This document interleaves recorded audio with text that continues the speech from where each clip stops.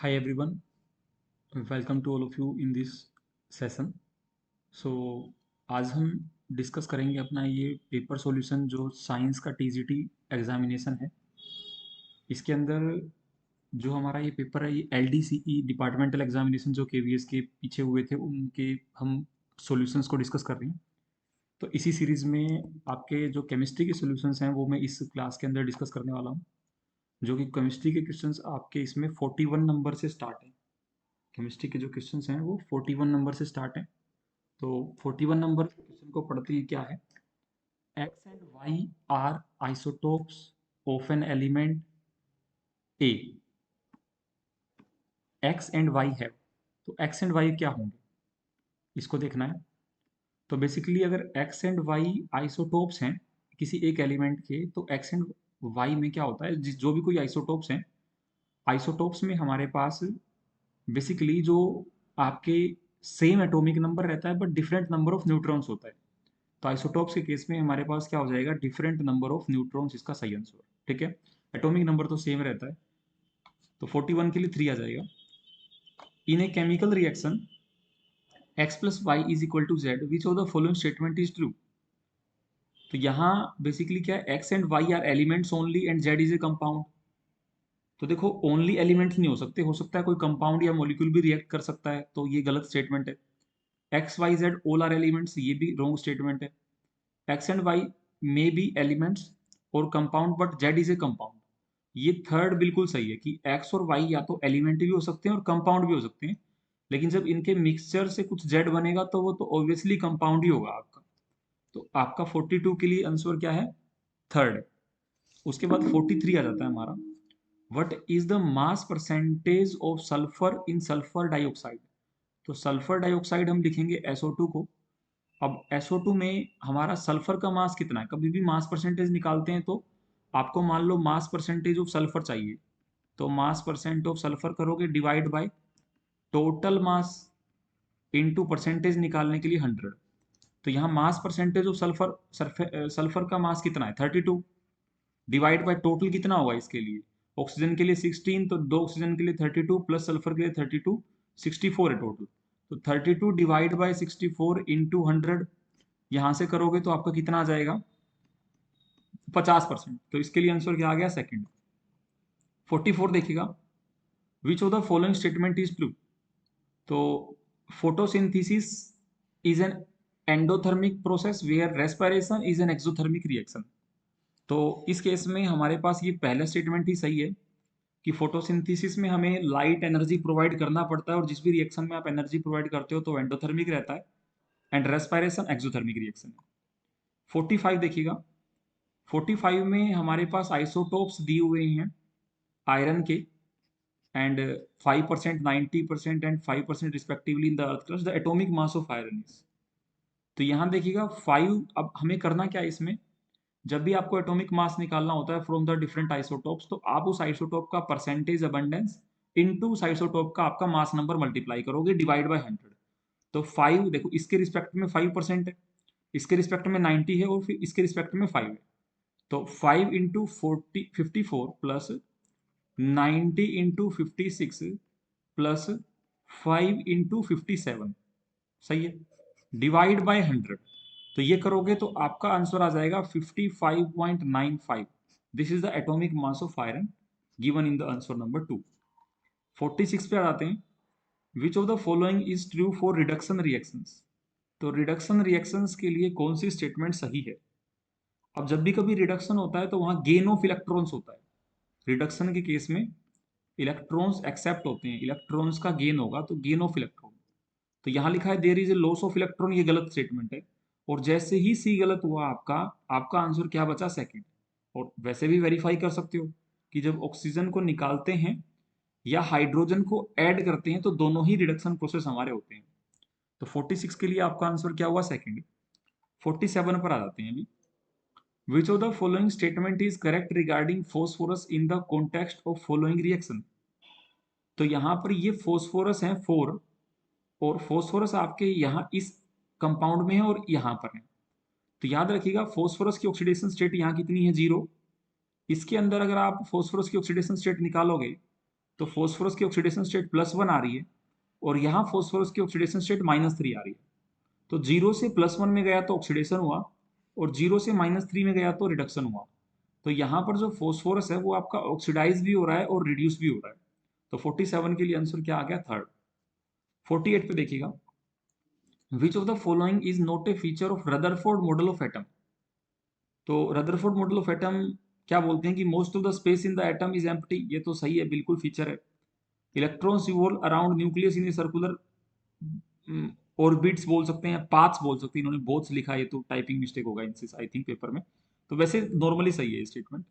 Revolving electron do not radiate energy, ये गलत है क्योंकि रदरफोर्ड मॉडल के अकॉर्डिंगली वो आपका एनर्जी को रेडिएट करता था। इस प्रिंसिपल को रदरफोर्ड एक्सप्लेन नहीं कर पाया था ये फीचर। तो इसका आंसर जो नोट ए फीचर बताना है हमें तो थर्ड हो जाएगा आपका। Most of the mass of atom is concentrated in the nucleus, ये बिल्कुल सही स्टेटमेंट है। 49 पे आ जाओ, विच of the following statement is correct. तो कौन सी स्टेटमेंट सही है? Aqueous solution of N acid conduct electricity, बिल्कुल सही बात है क्योंकि जब किसी एसिड के एक्वस सॉल्यूशन को एसिड एक्वस सॉल्यूशन में डिसोसिएट करेगा तो आयंस प्रोड्यूस करेगा और आयंस इलेक्ट्रिसिटी कंडक्ट करते हैं। Alkalis are good conductor of electricity, तो ये भी हम सही बोल सकते हैं क्योंकि जो एल्कलीज हैं वो वाटर सोल्यूबल बेस को ही एल्कली बोलते हैं आप। और अगर वो वाटर सोल्यूबल है तो वो आपके आयंस में डिसोसिएट होगा, तो वो भी एक अच्छा इलेक्ट्रिसिटी का कंडक्टर होगा। तो I think this is also an correct statement. तो both S1 and S2 are correct. 50 पे आ जाते हैं, while diluting an acid it is recommended that acid should be added to water not vice versa. तो ये बिल्कुल सही लिखा है कि पानी आपको नीचे लेना है और उसमें ड्रॉप बाय ड्रॉप एसिड डालना होता है सो दैट कि वो आपका प्रोसेस में से जो एंथैल्पी जो एक्सोथर्मिक रिएक्शन है वो आपके पास एकदम से एनर्जी ना रिलीज कर दे। मतलब हम नीचे क्या रखते हैं, पानी और ड्रॉप बाय ड्रॉप एसिड डालते हैं। तो ये स्टेटमेंट बिल्कुल सही है। Dilution of N acid is highly endothermic reaction, ये गलत है क्योंकि डाइल्यूशन ऑफ एसिड करोगे तो वो एक एक्सोथर्मिक रिएक्शन होता है, दैट इज एक्सोथर्मिक रिएक्शन। और इसी वजह से हम उसको step by step drop by drop add करते हैं क्योंकि इतना एक्सोथर्मिक में जब एनर्जी निकलेगी तो उस एनर्जी से वो जो बीकर हम यूज कर रहे हैं या जो ग्लास फ्लास्क हम यूज कर रहे हैं वो टूट जाता है, ब्रेक कर जाता है। और एसिड वगैरह फिर हमें डर रहता है कि एसिड वगैरह कहीं आपके स्किन पर या क्लोथ्स पर ना पड़ जाए। ठीक है, तो इसलिए हम क्या करते हैं, इसमें प्रोसेस एंडोथर्मिक नहीं होगी। तो रीजन गलत है आपका। तो आर तो गलत है और ए सही है। तो ऐसा कुछ दे रखा है कहीं? थर्ड ऑप्शन में है A is correct and R is correct incorrect. Option number 3 is correct. 51, Nita adds a very small amount of baking soda to milk. तो उससे क्या हो जाता है भाई जब बेकिंग सोडा मिल्क में ऐड करेंगे? तो this milk take longer time to set as curd. तो बिल्कुल सही स्टेटमेंट है। क्यों? इसका रीजन क्योंकि बेकिंग सोडा से आपका जो मिल्क है वो एल्कलाइन नेचर का हो जाता है। The nature of milk is alkaline. और मिल्क में जब कहीं भी दही मतलब जमता है, मतलब कर्ड जिसको दही बोलते हैं हम, वो that is due to the acid present in the milk. अब जब अगर हमने बेकिंग सोडा डाल दिया तो वो एसिड बेस जो एल्कली के साथ क्या कर जाएगा, न्यूट्रल कर जाएगा और एसिड बनेगा नहीं आपका। और जब तक एसिड नहीं बनेगा तब तक आपका मिल्क कर्ड में कन्वर्ट नहीं होगा। तो थोड़ा टाइम लंबा लग जाता है मिल्क को कर्ड में कन्वर्ट होने में। तो पहली स्टेटमेंट बिल्कुल सही है। Baking soda makes milk slightly alkaline, बिल्कुल सही है क्योंकि ये एल्कलाइन है तभी रीजन है असर्शन का। तो both A and R correct and R is the correct explanation for A. 52 पे आ जाते हैं, identify the metals on the basis of the reaction with water. तो ये बोल रहा है कि ए है वो रिएक्ट करेगा वॉयलेंटली विद कोल्ड वाटर। तो कोल्ड वाटर के साथ सोडियम और पोटेशियम बहुत अच्छे से रिएक्ट करते हैं। आप एनसीईआरटी पढ़ोगे तो उसमें भी लिख रखा है सोडियम पोटेशियम दोनों। तो देखो यहाँ पोटेशियम है या सोडियम है, तो कैल्शियम वाला ऑप्शन हटा दो और मैग्नीशियम का ऑप्शन हटा दो। बी है floats on water after reaction. तो इसमें करता है कैल्शियम। बेसिकली कैल्शियम जब पानी के साथ रिएक्ट करेगा तो उसके बाद वो फ्लोट करता है पानी में। तो इसका आ जाएगा फिर कैल्शियम, यहाँ भी है यहाँ भी है। Reacts with hot water only, तो हॉट वाटर के साथ आपका मैग्नीशियम ही रिएक्ट करता है, मैग्नीशियम कोल्ड वाटर के साथ रिएक्ट नहीं करता। तो जिंक यहाँ से कट जाएगा और ऑप्शन आपका मैग्नीशियम आ जाएगा। फिर स्टीम के साथ आयरन एंड जो रिएक्ट नहीं करेगा क्योंकि इनर्ट है तो copper.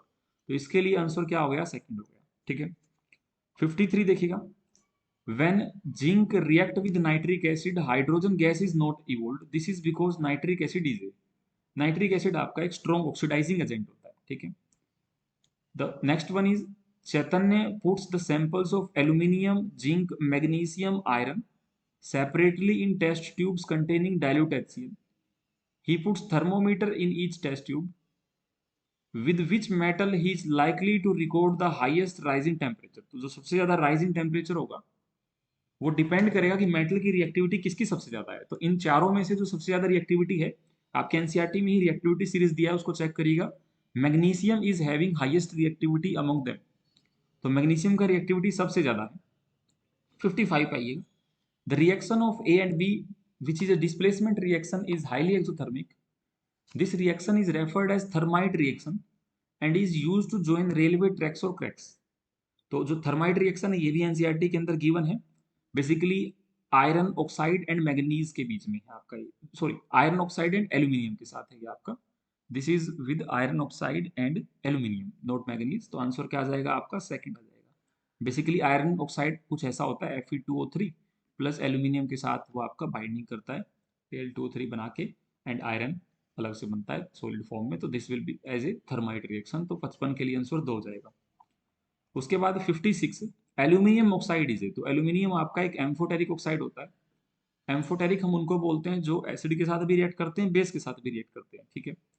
57 which of the following statements are not correct for a homologous series of organic compounds. तो होमोलोगस उनको बोलते हैं जहां हम CH2 यूनिट ऐड करते रहते हैं। जैसे हम मीथेन, मीथेन से इथेन में गए, इथेन से प्रोपेन में गए, तो हम क्या कर रहे हैं, एक एक CH2 यूनिट बीच में ऐड कर रहे हैं, plus CH2 unit, plus CH2 unit, तो उसको हम होमोलोगस सीरीज बोलते हैं। तो all members of that specific series have same functional group. तो हाँ, फंक्शनल ग्रुप सेम होता है। अगर सब एल्कोहल्स हैं तो सारे एल्कोहल होंगे, सारे अमाइंस हैं तो अमाइंस होंगे, कीटोन्स हैं तो कीटोन्स ही होंगे, तो बिल्कुल सही है। और अगर फंक्शनल ग्रुप सेम है तो केमिकल प्रॉपर्टी भी सेम होगी। और जितना आपका CH2 यूनिट बढ़ाते जा रहे हो तो मोलिकुलर मास बढ़ता जा रहा है, जिससे बॉइलिंग पॉइंट भी बढ़ेगा। यहाँ हमें बताना है नोट करेक्ट। सबकी फिजिकल प्रॉपर्टी सेम है? नहीं, फिजिकल प्रॉपर्टी अलग अलग है, क्योंकि इन केस में साइज बढ़ रहा है तो उससे फिजिकल प्रॉपर्टी अलग अलग होंगी, वेंडरवॉल फोर्स ऑफ अट्रैक्शन भी अलग अलग होंगी। सेम मोलिकुलर मास कैसे हो सकता है? जब CH2 यूनिट आप बढ़ा रहे हो तो मास सेम कैसे होगा? नहीं होगा। तो आपके पास डी और ई है इसमें रॉन्ग स्टेटमेंट, तो आंसर क्या आ जाएगा, सेकंड आ जाएगा, ठीक है। 58 पे आते हैं। C4H10 has C4H10 has higher melting point than C5H12 pentane. तो देखो, ये मैंने इसको साइंटिफिकली इनकी वैल्यूज को भी चेक किया है। तो C4H10 का मेल्टिंग पॉइंट ज़्यादा नहीं होता है, क्योंकि आपके पास पेंटेन में मास ज़्यादा है तो उसका मेल्टिंग पॉइंट आपका ज़्यादा होगा, ठीक है। मतलब होते तो दोनों माइनस हैं, but pentane will be higher melting point. तो ये तो स्टेटमेंट रॉन्ग है आपका। और symmetrical molecules have higher melting point than asymmetrical, ये सही है। बट इसके अकॉर्डिंगली कोई आंसर मैच नहीं कर रहा। तो आई थिंक अब इसको उन्होंने बाद में इसके आंसर को कंसिडर करके या तो क्वेश्चन कैंसिल किया होगा, या फिर इसमें उन्होंने सबको ग्रेस मार्क दिया होगा। तो वो एक कुछ भी हो सकता है बाद में, जो ऑफिशियल आंसर की तो अभी हमारे पास है नहीं। सो आई थिंक इसके लिए ए इज रोंग कहीं दिखा नहीं हुआ, और आर इज ट्रू भी कहीं ऑप्शन कॉम्बिनेशन नहीं बन रहा। तो इस पे मैं थोड़ा सा स्टार लगाऊंगा। बाकी फिर भी अगर एग्जाम में आपको ऑप्शन सिलेक्ट करना हो तो आप अपना फर्स्ट ऑप्शन ही सिलेक्ट करोगे, क्योंकि वो मे बी किसी और रीजंस की वजह से मेल्टिंग पॉइंट को बता रहा हो C4H10 से, बट ऐसा कुछ है नहीं, वैल्यूज भी देख लिया मैंने। तो इस पे हम थोड़ा सा स्टार लगा के अभी आगे बढ़ते हैं। बट अगर फिर भी आपको एक ऑप्शन एग्जाम में टिक करना है तो I will recommend to tick option number 1, ठीक है। क्योंकि मेल्टिंग पॉइंट तो नहीं, लेकिन बॉइलिंग पॉइंट ब्यूटेन का ज़्यादा होता है पेंटेन से। तो आई डोंट नो उन्होंने कहाँ इसमें मिस्टेक किया है, ऑफिशियल्स के आंसर्स के बाद ही पता लगेगा ये तो, ठीक है। उसके बाद 59 पे आ जाते हैं। A is converted into acetic acid when heated in the presence of B is a strong C agent, ठीक है। तो B C स्ट्रॉन्ग एजेंट है, ये पूछ रखा है इन्होंने। तो देखो होता क्या है कि A है हमारा ethyl alcohol, this is C2H5OH। तो C2H5OH को हम क्या करते हैं, अपना ये रहा इथाइल एल्कोहल, पोटेशियम परमैंगनेट की प्रेजेंस में, दिस इज यूर KMnO4, ठीक है। KMnO4 की प्रेजेंस में हम ऑक्सीडाइज करवाते हैं इसको CH3C डबल बॉन्ड OH, क्योंकि यहाँ से देखो इसका ऑक्सीडेशन हुआ है। तो ऑक्सीडेशन कौन करवाएगा? जो ऑक्सीडाइजिंग एजेंट होगा। तो ये एजेंट कैसा है? ऑक्सीडाइजिंग एजेंट है। आंसर क्या आ जाएगा हमारा? 3 आ जाएगा इसके लिए, ठीक है। 60 क्या है? Ethene is produce by heating ethanol. तो C2H5OH पर जब आप H2SO4 डालते हो तो वो हमारा ये H और H बना लेता है। बेसिकली ये एलिमिनेशन रिएक्शन है आपका। This is a elimination reaction. और ये जो H2SO4 है वो काम करता है डिहाइड्रेटिंग एजेंट का। यहाँ से बेसिकली हमारा अल्कोहल से पानी निकाला है, पानी निकाल के -H2 करके डिहाइड्रेट किया है। तो this H2SO4 sulphuric acid acts as dehydrating agent. 60 के लिए 3 हो गया। 61 ester is converted back into alcohol on treating with sodium hydroxide. This reaction is called as saponification. तो ये हम बोलते हैं saponification. 62 which of the following product will be formed as a result of reaction between ethanoic acid and sodium hydrogen carbonate? तो जब हम ethanoic acid जो कि हमारा CH3C डबल बॉन्ड OH है, जब इसको sodium hydrogen carbonate NaCO3 react करते हैं तो यहाँ से क्या बनता है? CH3C double bond O minus Na plus plus CO2 plus water. तो यहाँ से sodium acetate plus CO2 plus water बनता है। तो वाटर है और सोडियम एसिटेट, तो ABD आ गया। ABD हमारा ऑप्शन नंबर 3 में आ रहा है, ठीक है। 63 पे आ जाते हैं। Which of the following hydrocarbons undergoes addition reaction?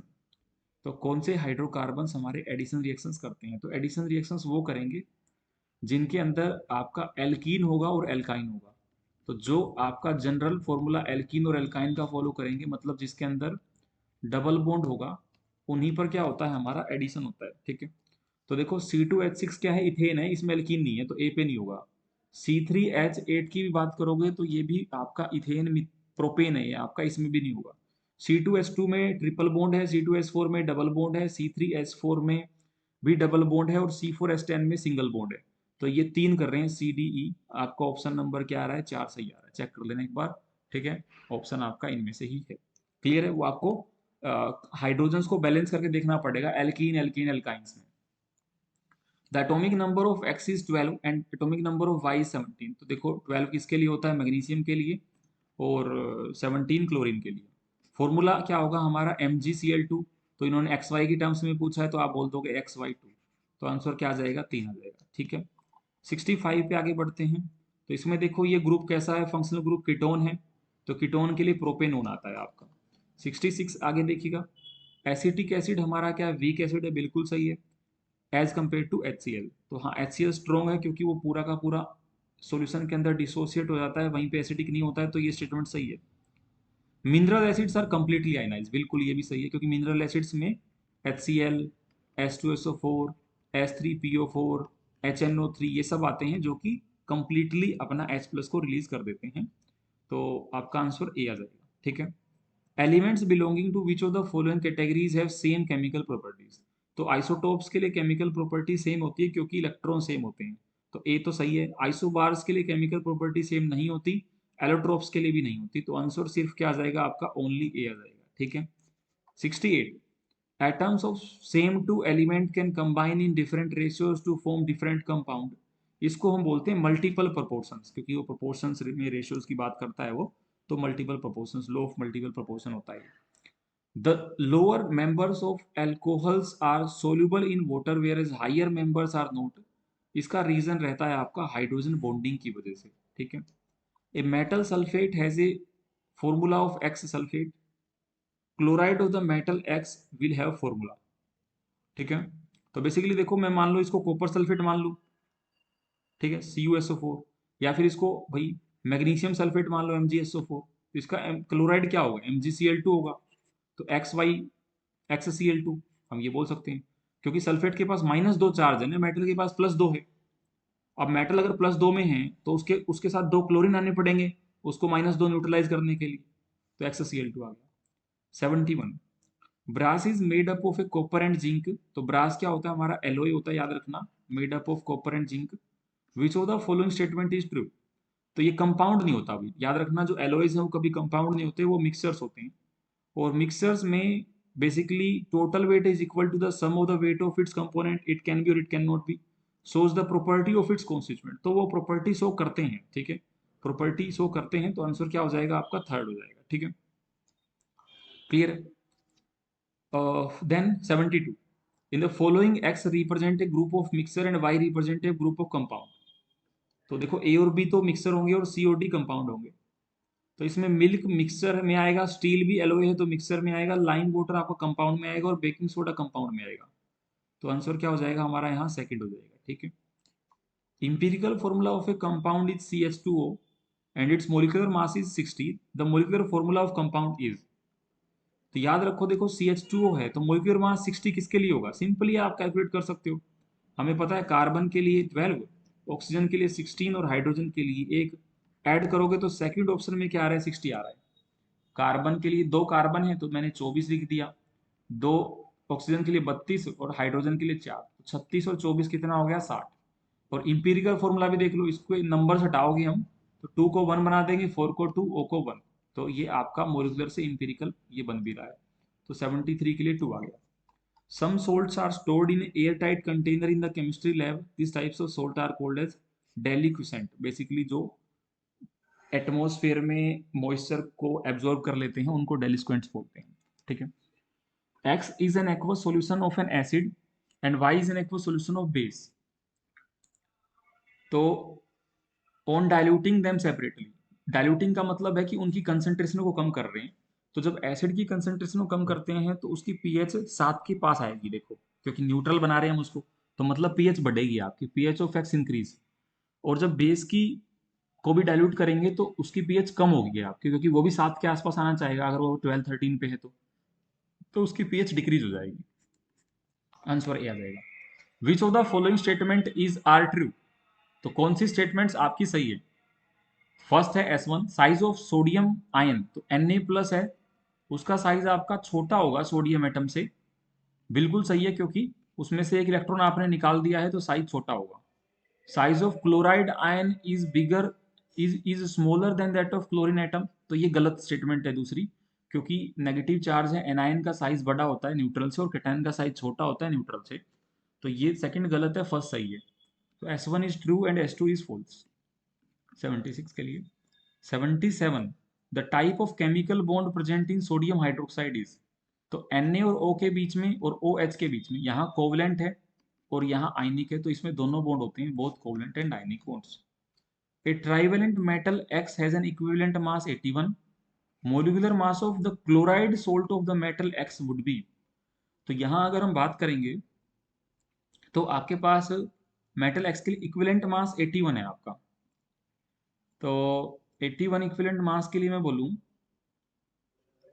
तो हम, अच्छा ट्राइवेलेंट है ना, तो ट्राइवेलेंट मतलब कि 3 क्लोरीन आएंगे, ठीक है, मतलब XCl3 होगा कुछ ना कुछ, तभी तो ये X3 प्लस होगा प्लस 3Cl माइनस होगा, तो XCl3 में जो X है उसका इक्विवेलेंट वेट 81 है आपका, तो molecular mass of chloride salt of the metal X would be, अच्छा तो मोलिकुलर मास अगर हम बात करेंगे इस सोल्ट का, तो X तो 81 हो गया आपका, प्लस Cl में आपका 3Cl से कितना आएगा, एक Cl के लिए 35.5 होता है, इंटू 3 कर दो, तो 30 3 90 और 15, 106 के आसपास बोल दूं मैं, 105 के आसपास होगा, 105, तो ये कितना हो गया 186 हो गया, ठीक है, तो अप्रोक्सीमेटली आंसर आपका सेकंड आ जाएगा, ठीक है, अप्रोक्स बात करेंगे तो आंसर सेकंड होगा, क्योंकि पूरे आपको क्लोराइड साल्ट के साथ बताना है उस मेटल एक्स का कितना होगा, तो 186।